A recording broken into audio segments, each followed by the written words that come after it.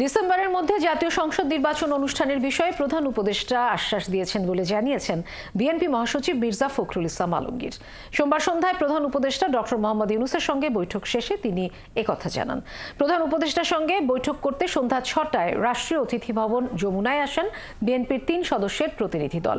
বিএনপির 3 সদস্যের প্রতিনিধি দলে আরও ছিলেন দলের স্থায়ী কমিটির সদস্য সালাউদ্দিন আহমেদ এবং অবসরপ্রাপ্ত মেজর হাফিজ উদ্দিন আহমেদ।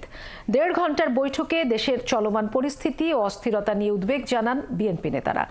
আলোচনা হয়েছে 32 নম্বর সহ সারা দেশে ভাঙচুরের ঘটনা নিয়ে।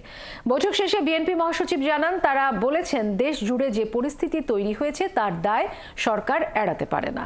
তিনি বলেন, বিএনপি দ্রুত নির্বাচনের দাবির জবাবে প্রধান উপদেষ্টা আশ্বাস দিয়েছেন ডিসেম্বরের মধ্যেই জাতীয় নির্বাচনের আয়োজন করা হবে। এই মাসের 15 তারিখের মধ্যে প্রধান উপদেষ্টা নির্বাচনের রোডম্যাপ ঘোষণা করতে পারেন বলেও জানান বিএনপি মহাসচিব।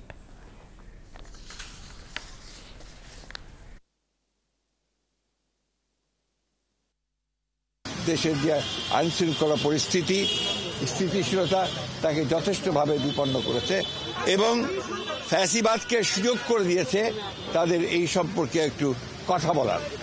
দ্বিতীয়ত হচ্ছে যে আমরা এই সরকারের সঙ্গে যেটা বারবার বলে এসেছি, এটা অন্তর্বর্তীকালীন সরকার, সুতরাং দ্রুত নির্বাচনের জন্য আমরা তাদেরকে আবারও তাগাদা দিয়েছি এবং ন্যূনতম যে সংস্কার, সেই সংস্কারগুলো সম্পূর্ণ করে যে কাজ তারা করেছেন, ইতিমধ্যে রিফর্ম কমিশন করেছেন একটা, তাদের সঙ্গে আলোচনার ভিত্তিতে আপনার একমত হওয়ার প্রেক্ষিতে, আপনার কনসেনসাস হওয়ার প্রেক্ষিতে আপনার দ্রুত নির্বাচন দেওয়ার বিষয়টা আমরা তাদের সঙ্গে কথা বলেছি।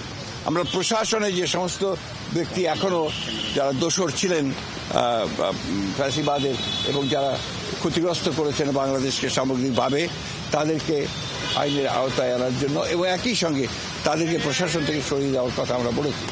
আমরা যারা অর্থনীতির ক্ষতি করেছে, লুট করেছে, যারা লুণ্ঠন করেছে, তাদেরকে আমরা আবারও ফিরিয়ে আনার জন্য, টাকা ফিরিয়ে আনার জন্য একই সঙ্গে তাদেরকে আইনের আওতায় নিয়ে আসার জন্য আমরা সেটা দাবি করেছি।